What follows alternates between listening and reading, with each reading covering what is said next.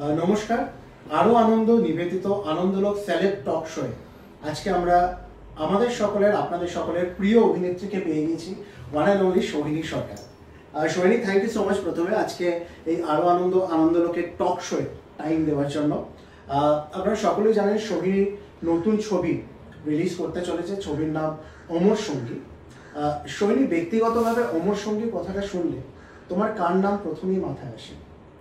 অমর সঙ্গী বললে প্রথমে প্রসেনজিৎ চট্টোপাধ্যায়, বুম্বাদার কথাই, আমাদের প্রিয় বুম্বাদার কথাই মনে আসে। মানে এমন একটা কাল্ট মুভি, আর ছবিটা এমন একটা ব্র্যান্ড ক্রিয়েট করেছে, গান সমস্ত কিছু দিক থেকে আর কি। তো এখনো পর্যন্ত প্রথমে বললে কিন্তু আমার বুম্বাদার কথাই মাথায় আসে।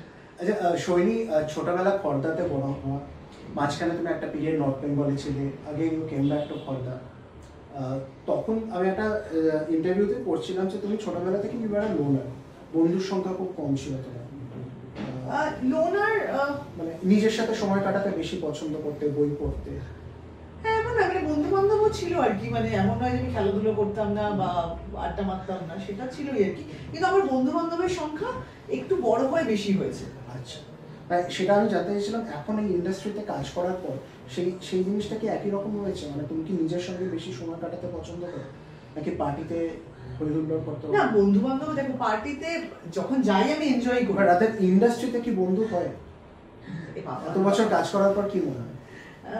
দেখো, আমাদের সব জায়গায় একটা কাজের জায়গার মধ্যে একটা কম্পিটিশন থাকে। কে ভালো ছবি পেলো, কে একটু এগিয়ে গেল, সেই সমস্ত থাকে। আর 3 ইডিয়টস একটা কথা বলেছিল না, যে বন্ধু ফেল করলে খুব দুঃখ হয়, কিন্তু ফার্স্ট হলে আরো বেশি দুঃখ হয়। তো এটা কিন্তু আমাদের মানে হিউম্যান সাইকোলজিকে অস্বীকার করে তোমরা কিছু করতে পারো। সব ক্ষেত্রে এটা সত্যি, সবকিছুতেই এটা সত্যি। কিন্তু আবার এটাও ঠিক যে যত একটা সময় যতটা হিংসে ছিল, যতটা মন খারাপ হতো, আস্তে আস্তে এগুলোকে আমরা জয় করতেও শিখি আর কি। সময়ের সাথে সাথে জীবন যত এগোয়, তত তোমার মনে হবে যে একটা সময় এগুলো কিছুই আর খুব গুরুত্বপূর্ণ নয় আর কি। নিজের ভালো থাকাটা খুব বেশি গুরুত্বপূর্ণ। এবার তুমি যত অন্যের দিকে তাকাবে, তখন না, মানে একটু আগে আমি একজনকে বলছিলাম কথায়, যে আমাকে ওর মতো সাজতে হবে, আমাকে ওর মতো দেখতে হবে, যাতে ওর মতো আমি ফ্যাশনেবল হই, যাতে ওর মতো আমার এই জিনিসগুলোর প্রতি তো ঝোঁক বেশি থাকে ইন্ডাস্ট্রিতে। এবার সেটা হতে গিয়ে আমার নিজস্বতাটা হারিয়ে যায়, তখন আর কি এটা বাজে থার্ড কপি ফোর্থ কপি হয়ে যায় আর কি। মানে আমি তোমার মতো হতে গিয়ে আমি তো কখনো আসিফ হতে পারলাম না, উল্টে আমি একটা তোমার বাজে কপি হয়ে গেলাম। তার থেকে আমার যে নিজস্বতাটা আছে সেটা নিয়ে আমি এগিয়ে যাই, যেটা আমার পুঁজি, যেটা সম্বল করেই আমি এত দূর এগিয়ে এসেছি, সেটাকেই আরেকটু ভালোভাবে আরেকটু অলংকার দিয়ে সাজালে পরে সেটা কিভাবে আরেকটু সুন্দর হতে পারে সেদিকে এগিয়ে, সেটাকে ঠেলে এগিয়ে নিয়ে যাওয়াই ভালো। আর বন্ধু বান্ধব সেই মানসিকতা থেকে যদি তুমি থাকো, তাহলে সেই বন্ধু বান্ধব হবে তোমার।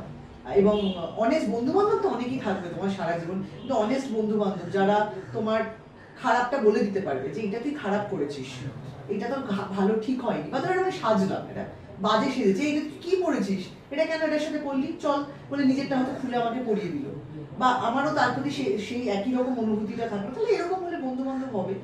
কিন্তু তুমি সারাক্ষণ সবাইকে বাবা ইউ লুক সো প্রিটি, কিন্তু পিছন দিয়ে যেই আমি ঘুরলাম তখনই বললো যে বাবা কি বাজে একটা সেজে এসছে, বা কি ভালো অভিনয় করেছিস, কিন্তু যেই পিছনে ঘুরলাম তখনই বললো খুব খারাপ হয়েছে বাবা, চোখে দেখা যাচ্ছে। ওর থেকে কম বন্ধু বান্ধব যে আমাকে মুখের সামনে এসে বলবে যে এই জায়গাটাই অভিনয়টা ভালো হয়নি, এটা তুই এটা মন দিয়ে করিসনি, বা এটা আরো মন দিয়ে করতে পারতিস, বা তুই এখানে গিয়ে এই জিনিসটা শেখ। এরকম বন্ধু বান্ধব আমি নিজেও, আমার যে কজন থাকে আমি তাদেরকে এরকম মুখের ওপর কথা বলি, অত মানে সুন্দর করে তাদেরকে ইমপ্রেস করার মতো কথা বলা, মানে করতে পারি না যে তা নয়, করতে হয় না, কিন্তু করতে চাই না, করতে চাই না। কারণ ফেক করলে পরে আর কিছু নয়, সেই সামনের মানুষটাও বুঝতে পারবে আমি ফেক করছি, আর আমি নিজের কাছে নিজে খারাপ থাকবো। ওর থেকে আমি যদি তোমার সত্যি ভালো চাই, তাহলে আমি তোমাকে বলে দিই তোমার কোনটা হলে ভালো হয়, যেটা আমার মনে হয়েছে আর কি। তোমাকে অবশ্যই হার্ট না করে, এমন বাজেভাবে বললাম যে তুমি দুঃখ পেয়ে গেলে, সেটা না করে তোমার যাতে ভালো হয়, আমার মনে হচ্ছে তোমার যাতে একটু ইমপ্রুভমেন্ট হয়, যদি আমি বন্ধু বলে স্বীকার করি তাহলে সেটা বলাই ভালো। তো তাতে যদি আমার হাতে গুনে আমার কাছে 2জন বন্ধু থাকে, তাহলে তারা থাকুক, কিন্তু তারা সারা জীবন সবসময় থাকুক। আচ্ছা সোহিনী, একটা সময় অবধি তোমার সম্ভবত ধারণা ছিল তুমি অভিনেত্রী হতে চাও, যাতে তুমি ভালো জামা কাপড় পরতে পারো, তোমার দেখতে সুন্দর লাগবে, আর লোকেরা তোমাকে চিনবে। হ্যাঁ, তো সেই রাস্তায় বেরোলে হই হই পড়ে যাবে, সেই ভাবনা চিন্তাটা এখন অফকোর্স বদলেছে। কতটা বদলেছে এবং কিভাবে বদলালো? কিভাবে বদলালো, যখন অভিনয় করতে এলাম বুঝলাম যে এত সহজ কাজ নয়। মানে অনেকেই ভাবে না পড়াশোনায় ভালো না, একটু দেখতে ভালো, অভিনয় করুক আর কি। আমাকে ওরকম লোকজন বলেছে, দেখ না তোদের লাইনে যদি কিছু একটা হয়, বাচ্চাটা একদম ছেলের মেয়েটা পড়াশোনা করে না, ভালো নাচতে পারে, একটু দেখ না কি হয় তোদের লাইনে, এইরকম একটা তো কথা অনেক সময় শুনেছি আর কি। তো তারপরে বুঝতে পারলাম যে এগুলো শোনার পর, এগুলো শুনতে শুনতে, যে না এটা তো ঠিক নয়। অভিনয় করার জন্য তো একটা আলাদা মন, একটা আলাদা মেধা লাগে, যেটা নিয়ে হয়তো মানুষ জন্মায় কিংবা জন্মায় না, যারা যেটাই হয়ে থাকুক না কেন, কিন্তু সেটাকে আরো কি বলবো শান দিতে হয়।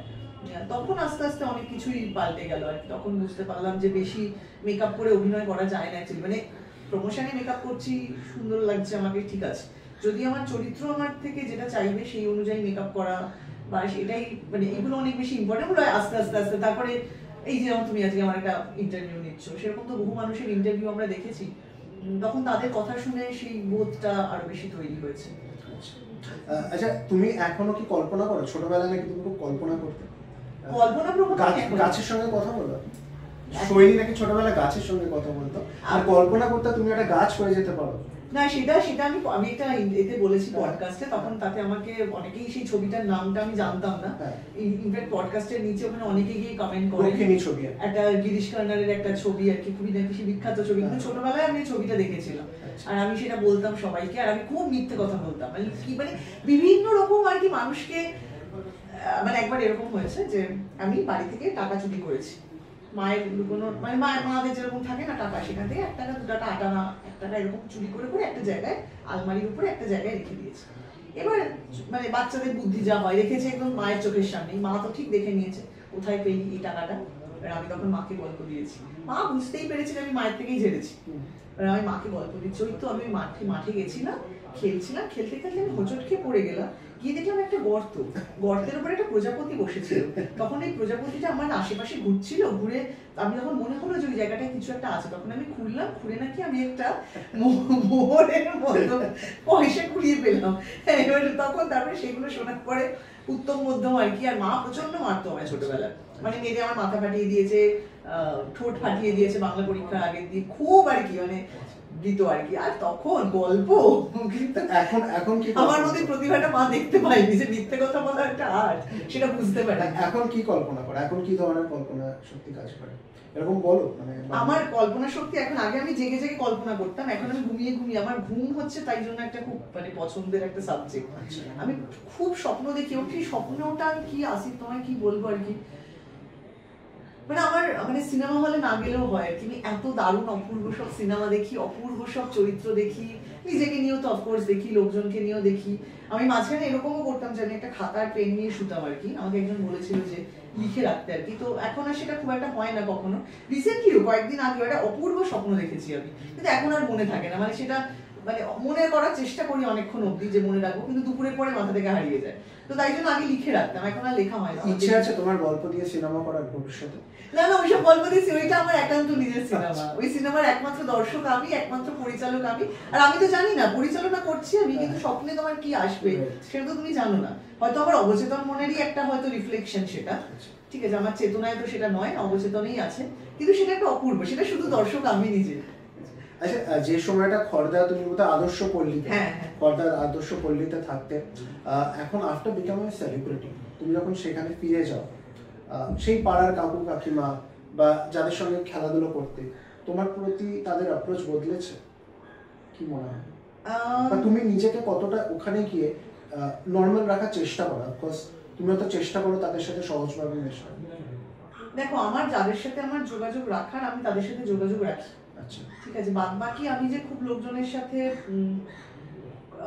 খড়দা নিয়ে আমার একটা না খুব মিক্সড একটা স্মৃতি রয়েছে আর কি, ঠিক আছে, মানে সেটা খানিকটা সুন্দর, সেটা আমার শুধুমাত্র নিজের কারণেই সুন্দর, বাকিটা চারপাশের অনেক কারণে সুন্দর নয়, ঠিক আছে, তো সেই তাই জন্য আর আমি ওইটার মধ্যে যেতে চাই না, আর ওটা নিয়ে কেউ কথা বললেও আমি খুব একটা পছন্দ করি না, যে সেই স্মৃতিটা মানে এমনিতেই আমাদের চারপাশে অনেক কিছু আছেই খারাপ থাকার জন্য, সেই রসদ মজুদ আছেই, তো ফলে আবার পুরোনো জায়গায় গিয়ে সেই রসদকে বারবার করে তো আর টেনে হেঁচড়ে মানে তোলার কোনো দরকার নেই। আমার জীবন যেভাবে এগোচ্ছে এগোক, আর আমার জীবনের আমি যেটুকুনি অবধি আজ অবধি নিজের এতে পৌঁছেছি আর কি, অনেক কিছু মানুষ আমাকে অবশ্যই হেল্প করেছেন, এবং খানিকটা আমার নিজের বুদ্ধি এবং নিজের যোগ্যতায় আমি এই জায়গাটাতে এসেছি, তো তো আর আমি পুরোনো জায়গাটায় গিয়ে আর আমার ওই বাজে স্মৃতিগুলোকে আর আমি আর রিভাইভ করতে চাই না, তো সেই জন্য আমি যেতে চাই না।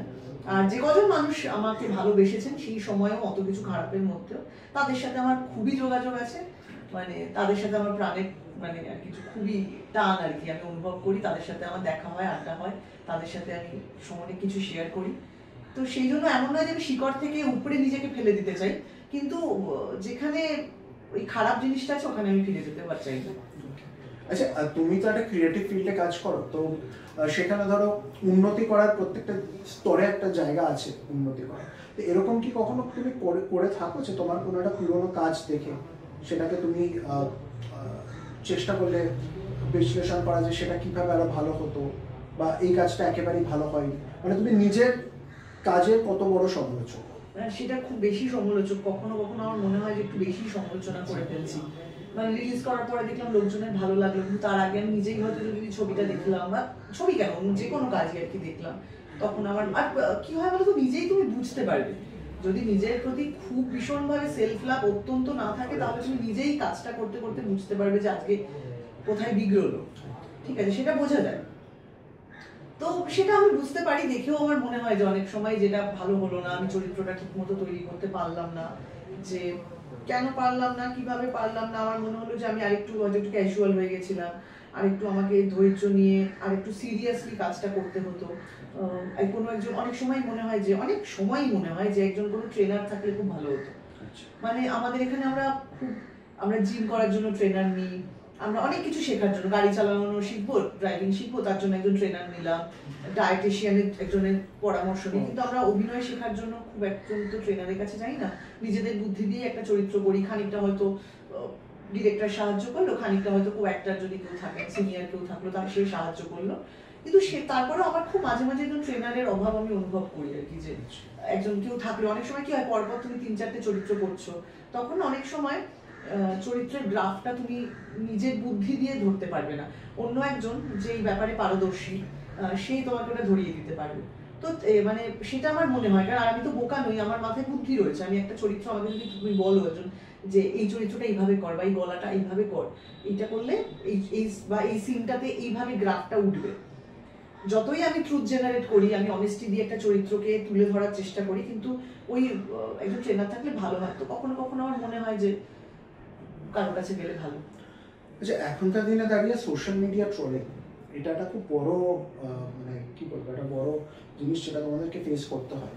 এবার সাম্প্রতিককালে এটাও দেখা গেছে যে যখন সমাজে কোনো অন্যায় কিছু হয়েছে, তুমি যখন তোমার আরো বাকি সহকর্মীদের সঙ্গে সেখানে গেছো, প্রতিবাদ করেছো, সেখানেও সোশ্যাল মিডিয়াতে একদল লোক বলেছে যে এরা তো সেলিব্রিটি, এরা মাইলেজ নেওয়ার জন্য করছে, সেটা আশা করি তুমিও দেখেছো বা শুনেছো। তো তুমি তো at the end of the day রক্ত মাংসের মানুষ, তো সেখানে খুব রাগ বা এগুলো কিভাবে ট্যাকেল করো?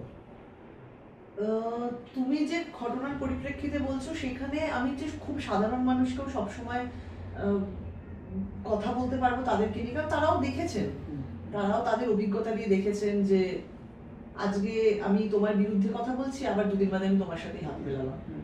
তো তাই জন্য তারাও যে কথাটা ভাবছেন সেটাও যে একদম খুব অনুচিত কথা ভাবছেন তা নয়, তাদের জায়গায় আমি থাকলেও মানে আমাকে খুব ব্যক্তিগতভাবে চেনার দায় তো কারণ নেই, আমারও চেনানোর দায় নেই কাউকে। তো সেখানে আমাকে তারা ভুল ভাবছে, ঠিক ভাবছে, আর সবকিছুরই একটা সময় আছে, তুমি ঠিক ভুল, তুমি ন্যায্য কাজ করছো না অন্যায্য কাজ করছো, সবটাই তুমি যদি সাথে সাথে রেজাল্ট চাও সেটা তো হয় না। সবাই যখন ধরো, মানে খুব বড় কথা বলছি, ছোট মুখে বড় কথা, মানে বিদ্যাসাগর মহাশয় যখন এরকম একটা সংস্কার মানে সমাজ সংস্কারের কাজ করেছেন, তখন সোশ্যাল মিডিয়া ছিল না, কিন্তু তাকে কি কন্ট্রোলিং হতে হয়েছে, তাকে তার বাড়ির সামনে সারাক্ষণ লোকজন বসে থাকতো, মানে আমি থিয়েটার বা কোনো একটা লেখার মাধ্যমেই পড়েছি এসব, যে তার বাড়ির সামনে সারাক্ষণ লোকজন পড়ে থাকতো, তাকে নিয়ে অশ্লীল মন্তব্য করতেন, চটুল গান লিখতো, সকাল থেকে বসে থাকতো। আর বিদ্যাসাগর মহাশয় কি করতেন, বাড়ির যে চাকর ছিলেন তাকে বলতো যা ওদেরকে গিয়ে একটু জল দিয়ে, ওরা তো গান গাইতে গাইতে ওদের গলা শুকিয়ে গেছে।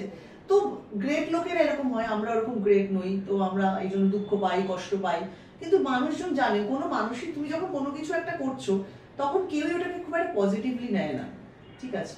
আর তো এবং কে তোমাকে পজিটিভলি নেবে কি নেগেটিভলি নেবে সেটার জন্য তো আমরা বসে থাকবো না, তুমি শুধু তোমার কাজটা করে যেতে পারো। তুমি তোমার দিনের শেষে তোমার কাছে যদি অনেস্ট থাকো, তাতে তুমি ইতিহাসে তোমার নাম লেখা না থাকুক বা না থাকুক তাতে কিছু যায় আসে না।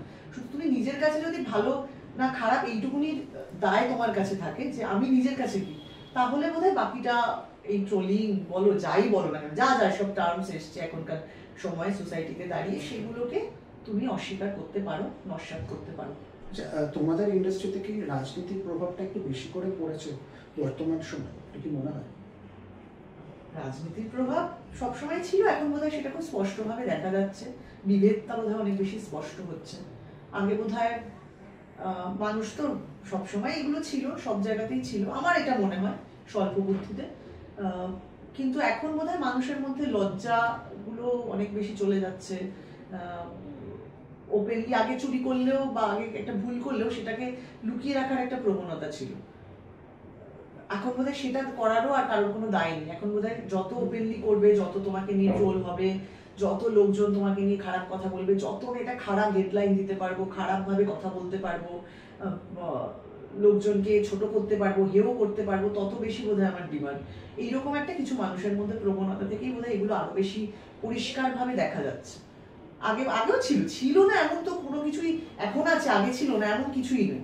আগেও ছিল, 30 বছর 20 বছর 50 বছর আগেও যা ছিল এখনো তাই আছে, কিন্তু এখন আরো বেশি সবকিছু স্পষ্ট হয়ে যাচ্ছে।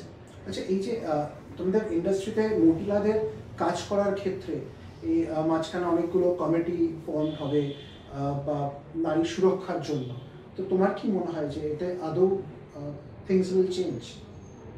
সে তো সময়ই বলবে, কিন্তু মানুষজন ভাবছেন, কথা বলছেন, যেটা মালায়ালাম ফিল্ম ইন্ডাস্ট্রিতে হেমা কমিটি আমরা সবাই জানি যেটা হয়েছে, তো আমাদের এখানেও আমাদের ইন্ডাস্ট্রিতে সেরকম কিছু হওয়া সম্ভব? সম্ভব সব জায়গাতেই। মানুষের কি সম্ভব না, একই তো মানুষই তো, তোমারও বুদ্ধি আছে, দুটো হাত আছে, পা আছে, কান আছে, চোখ আছে, সব জায়গার মানুষেরই এটাই রয়েছে আর কি। তো সেখান থেকে দাঁড়িয়ে কিন্তু ওই আর কি, যতক্ষণ না আমাদের কারোরই দেওয়ালে পিঠ না ঠেকে যায় ততক্ষণ অব্দি আমরা ঘুরে দাঁড়ানোর কথা। আমরা খুব অল্প অল্প ওপরে হচ্ছে, 2জন মানুষ মারা যাচ্ছে, 3জন মানুষ মারা যাচ্ছে, 4জন মানুষ অপমানিত হচ্ছে, 4জন মানুষ অপমানিত হচ্ছে, 4জন মানুষকে বের করা হচ্ছে, তাদেরকে নিংড়ে শোষিত করে নিচে ফেলে দেওয়া হচ্ছে, যতক্ষণ না ওটা সংখ্যাটা বাড়ছে ততক্ষণ অব্দি আমরা চুপ করে বসে থাকি আর কি। তো সেটা কিন্তু মানুষজন কথা বলছেন, এটাই তো বড় কথা, যে মানুষজন কিছু ভাবছেন, করতে হবে হয়তো অনেকটা বছর লেগে গেল। দেখো, যে কোনো জায়গাতে ঘুরে দাঁড়ানো, বা ধরো আমি যদি এটাকে বিপ্লব বলি, বিপ্লব তো আর একদিনে আসে না। বিপ্লব তো হঠাৎ করে একটা কোনো পরশপাথর নয় যে ছুঁয়ে দিলাম আর সোনা হয়ে গেল সাথে সাথে, অনেক বছর লাগে সবকিছু থেকে ঘুরে দাঁড়াতে, মুক্তি পেতে, স্বাধীনতা পেতেও আমাদের 200 বছর সময় লেগেছিল। তো মানুষকে অনেক বেশি মাথার দিক থেকে আধুনিক হতে সময় লাগবে। সেটা হয়তো এখন 2জন, আস্তে আস্তে 20 জন হবে, 200 জন হবে, কিন্তু সংখ্যাটা আস্তে আস্তে বাড়বেই। তোমার ক্ষেত্রে তুমি সমস্যা ফেস করেছো কখনো? কি নিয়ে তুমি যখন ইন্ডাস্ট্রিতে এসছো কখনো মনে আছে তুমি তোমাকে এক্সপ্লয়েট করা হচ্ছে বা সেরকম কোনো সিচুয়েশন? দেখো, আমরা শুধু ইন্ডাস্ট্রির কথা বলি ঠিকই আছে, আমরা এই যে এক্সপ্লয়েট করা হচ্ছে, কিন্তু এক্সপ্লয়টেশন তো সব জায়গাতেই সব সময় থেকে। এই একটু আগে একটা কথা বললাম না, যে যা স্ট্রাকচার 50 বছর আগেও ছিল এখনো তাই আছে, স্ট্রাকচার তো পাল্টায়নি কখনো। তো সেটা সব সময় ছিল, মানে ছোটবেলা থেকেই, মানে আমি কি কোনোদিনও ট্রেনে উঠিনি? ছোটবেলা থেকে তো ট্রেনে উঠেছি। ছোটবেলায় কোনো একটা কাকু কোলে বসানোর নাম করে কিচ্ছু করেনি। তাহলে ইন্ডাস্ট্রিকে শুধু দোষ দিয়ে লাভ কি? এটা তো মানুষের প্রবৃত্তি। এই পিতৃতন্ত্র আমাদের পুরুষ নারী নির্বিশেষে সবার মধ্যে খুব ভিতর থেকে আছে আর কি, যে এটা করা যায়, একটা মহিলার সাথে এটা হয়। আর আমরা তো এখন মহিলা নিয়ে কথা বলছি, কুইয়ার মানুষদের নিয়ে আমরা কথাই বলি না। কুইয়ার মানুষদের কোনো এরকম কিছু হলে পরে তাদের একটা কোনো মেয়েও নেন না থানা থেকে, খুব হ্যারাস করা হয় তাদের সব জায়গাতে। তো সেটা তো বরাবরই ছিল, শুধু ইন্ডাস্ট্রিকে দোষ দিয়ে লাভ কোথায়? আচ্ছা, একটা কথা বলো, আমরা অলমোস্ট আড্ডার শেষের দিকে চলে এসেছি। তুমি তো একজন অভিনেত্রী, তো এরকম যদি কখনো পরিস্থিতি আসে যে ধরো তোমার কোনো সহকর্মী, তার সাথে তোমার কোনো একটা সময় তিক্ত অভিজ্ঞতা হয়েছিল, বা কোনো একটা সম্পর্কে ছিল, তার সাথে তিক্ত অভিজ্ঞতা হয়েছে, আগামী দিনে যদি তার সাথে কোনো একটা রোমান্টিক ফিল্ম করতে হয়, তুমি সেদিক থেকে কি করবে? সিনেমাটা করবে?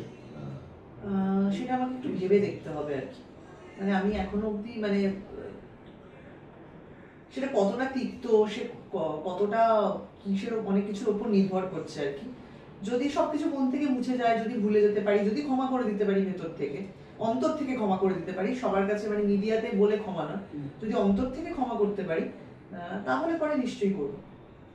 আচ্ছা সোহিনী, তোমার কাজ সবসময় খুব প্রশংসিত হয়, অভিনয় খুব প্রশংসিত হয়, কখনো এটা মনে হয়েছে যে আমরা যেটা তথাকথিত কমার্শিয়াল নায়িকা বলি সেই জনরাটা ছুতে?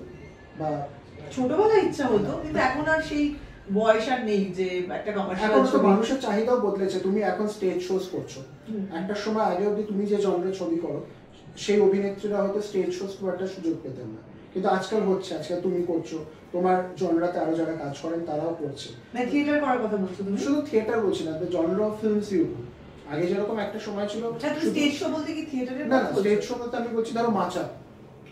আচ্ছা আচ্ছা আচ্ছা আচ্ছা আচ্ছা আচ্ছা, মানে গ্রামগঞ্জে গিয়ে যে, গ্রামগঞ্জে গিয়ে সেখানে তুমি এখন করছো, কিন্তু একটা সময় অবধি আমরা দেখতাম শুধু যারা তথাকথিত কমার্শিয়াল ছবিতে যে যাদের নাচ গান করছে শুধু তারাই আর কি সুযোগটা পেত।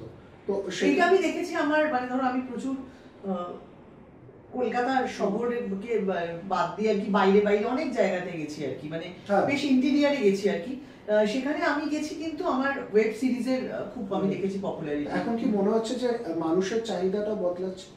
মানুষের চাহিদা, মানুষের চাহিদা বদল হচ্ছে সোশ্যাল মিডিয়ার জন্য। এখন খুবই তোমার অনেক ধরনের মানুষ ছবি, অনেক ধরনের কাজ দেখতে পান। ওয়েব সিরিজ এখন খুব পপুলার বাইরের জায়গা, মানে একটু ভেতরের দিকে। সবসময় যে আমরা ভাবি যে তারা টেলিভিশন দেখেন এমনটা নয় আর কি, তারা প্রচুর সিরিজ দেখেন। তো সেই জন্য মানুষের রুচি তো, রুচি ভাষা সবসময় পরিবর্তনশীল। মানে আজ থেকে 50 বছর আগে যে বাংলা ভাষায় আমরা কথা বলতাম, ইনফ্যাক্ট 30 বছর আগেও 20 বছর আগেও যে বাংলা ভাষায় কথা বলতাম এখন সেটা আর বলি না। আমাদের পোশাক আশাকের পরিবর্তন ঘটেছে, আমাদের অনেক কিছুরই মানে একটা তো বদল আসে কয়েক বছর পরে পরে, তো সেখানে মানুষের রুচিরও পরিবর্তন ঘটবে খুব স্বাভাবিকভাবেই। যেটা ওকে, আমরা একদম লাস্ট একটা কোয়েশ্চেন না করলেই নয়। ওই বলে না সংসার সুখী হয় রমণের গুণে, মানে বিয়ের পরে তোমার কোন গুণটা নতুন করে আবিষ্কার করেছো? আমি কিন্তু এটা বিশ্বাস করি না সংসার সুখের হয় শুধুমাত্র রমণীর। না অফকোর্স নট, দুজনেরই গুণ থাকতে হয়, দুজনেরই গুণ। এবং আমার মনে হয় যে একদম সংসারে পুরুষ মানুষের সমান অবদান। হ্যাঁ সমান না, আমার মনে তাকে আরো বেশি আর কি, তার গুণ আরো বেশি থাকা দরকার। সে অনেক কিছু ধরে রাখে। নিজের কোন গুণটা আবিষ্কার করলে? আমার কোন গুণ আবিষ্কার করলাম? আরে কঠিন প্রশ্ন হয়ে গেল এটা একটা শেষে।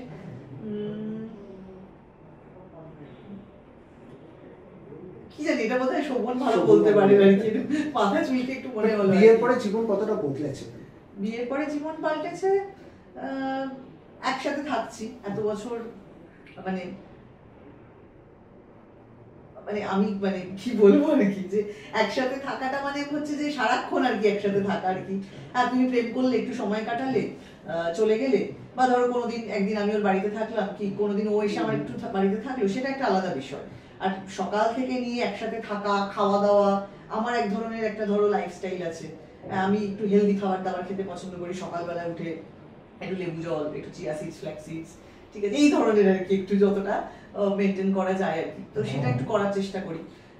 আর শোভন হচ্ছে ঠিক আমার উল্টোটা আর কি, শোভনের হচ্ছে যত আনহেলদি খাবারের প্রতি ঝোঁক আর কি, কোথায় কি হয় সেটা সকাল থেকে হলেই আর কি বাঁচে আর কি। এবার সেইটা ওকে একটুখানি, ও এখন আমার সাথে থেকে থেকে আর কি জিনিসগুলো করে আর কি, তো খানিকটা এরকম আর কি একটা ব্যাপার তৈরি হয়েছে, কিন্তু মানে ভালো লাগছে, মজারই লাগছে আর কি। আগে শুধুমাত্র আমারই জামা কাপড় থাকতো ওয়ারড্রোবে, এখন আমাকে অনেকটা জায়গা আর কি ওকেও দিতে হয়েছে আর কি। মানে ও একদিন আমাকে খুবই যে শোন না, মানে সবকটা ঘরেই আর কি যতটা আলমারি সবই তোর জামা কাপড় জুতোতেই ভরা আর কি। তো তারপরে না ব্যাপারটা ঠিক হচ্ছে না আর কি, মানে ওকে এইভাবে আমার অগ্রাহ্য করাটা হবে না আর কি। তো তারপরে ওর জন্য খানিকটা জায়গা ছেড়ে দিয়েছি আর কি, যে এবার ঠিক আছে তোর জামা কাপড় তুই গুছিয়ে না। তো এই আর কি, আর সময় একটু অগোছালো, তো সেটা নিয়ে মাঝে মাঝে আমাদের মধ্যে এটা কেন এখানে, ওটা কেন এখানে, তো ঠিক আছে, কিন্তু হচ্ছে মানে দুজনে মিলিয়ে মিশিয়ে করে ফেলতে পারছি ব্যাপারটা। আর আমাদের মধ্যে আমাদের দুজন আর কি আছে আর কি, বিশাল বড় আমার মা, শোভনের মা, মানে আমাদের মধ্যে যদি কিছু একটা হয়, ঠিক আছে, দুজনের আর কি প্যালপিটেশন আর কি সারাক্ষণ, এই বোধহয় ঝগড়া হলো রে, এবারে মাদের যা হয় আর কি। আমার মা শোভনকে বোঝায়, শোভনের শাশুড়ি, আর আমার শাশুড়ি আমাকে ফোন করে, আচ্ছা ঠিক আছে ঠিক আছে একটু তো হবেই, আচ্ছা ঠিক আছে ওরকম তো হবেই, তো এই দুজনের আর কি চলতে থাকে। তো আমি আবার ভেবেছি একটা হোয়াটসঅ্যাপ গ্রুপ খুলবো, কারণ আমাদের সারাক্ষণ দুই মাকে ইনফরমেশন দিতে হয়, সবকিছু সারাক্ষণ আপডেট দিতে হয়। সারাক্ষণ ধরো কোনো বিয়ে বাড়িতে গেলাম, কোথাও ঘুরতে গেলাম, দুজনকে আলাদা আলাদা ছবি পাঠাতে হয়, মানে যে না অত কিছু পারবো না, হোয়াটসঅ্যাপ গ্রুপ করে একবারই পাঠিয়ে দেবো সবকিছু, তো মজার লাগছে আর কি। আর আমি এমনিতেও খুবই দাপুটে আর কি, বুঝতে পেরেছো? শোভন বলে যে কে শাশুড়ি আর কে বৌমা বুঝতে পারে না, আমার শাশুড়ি আমার ভয় কি মানে সারাক্ষণ তটস্থ হয়ে থাকে, যেই শোনে যে আমি বেলুড়ে আসছি আর আমার কবে আসছিস ওটা খুব ইম্পর্টেন্ট, তাহলে সব গুছিয়ে রাখবে, ফ্রিজ খালি করে রাখবে, ফ্রিজে কোনো বাসি খাবার যেন না থাকে, মানে আমি এটা কেন নয়, ওটা কেন পরিষ্কার নয়, এটা কেন সারাক্ষণ করতে থাকি, আমার মাকেও করি শাশুড়ি মাকেও করি। তো এই এখন আমার উল্টো চলছে আর কি, এখন আমার মায়ের, আমি হচ্ছি মা মেয়ে, আর আমি হচ্ছি শাশুড়ি, শোভনের মা হচ্ছে আর কি আমার বৌমা আর কি, এরকম একটা গোছের আর কি চলে। তো আমি শোভনকে বলি যে দেখো বাড়িতে তো কাউকে একটা আপার হ্যান্ড নিতে হবে, না হলে পরে এরা যা মানে এখন ওরা তো ছোট হয়ে গেছে, মারা এখন মানে বাবা মারা এখন সব ছোট, কোনো কিছু শুনবে না, ঠিক সময় ওষুধ খাবে না, ঠিক সময় এক্সারসাইজ করবে না, ডাক্তারের কাছে বললে পরে না যাবো না ডাক্তারের কাছে, এই তো ঠিক আছে, সারাক্ষণ এগুলো চলে বাড়িতে। তো সেই জন্য আমার মায়ের যেমন মাঝে একটু সুগার লেভেল ধরা পড়েছে, কিছুতেই মিষ্টি খাওয়া ছাড়বে না, না তো আমার তো কিছু নেই, তো এই যে একটা বাড়িতে তো একটা কাউকে একটা বকাবকি করে রাখতে হয়, তো মানে ওই বেলুড়ের বাবা মাকে আমরা বলি বেলুড়ের বাবা মা আর পূর্বালোকের মা, তো ওদেরকে পুরো শাসন করার দায়িত্ব আমার ঘরে। থ্যাংক ইউ সো মাচ সোহিনীকে আজকে এই আড্ডায় সময় দেওয়ার জন্য। থ্যাংক ইউ সো মাচ আরো আনন্দ এবং আনন্দ লোকের ভিউয়ার্সদের আজকে আমাদের এই আড্ডায় জয়েন করার জন্য।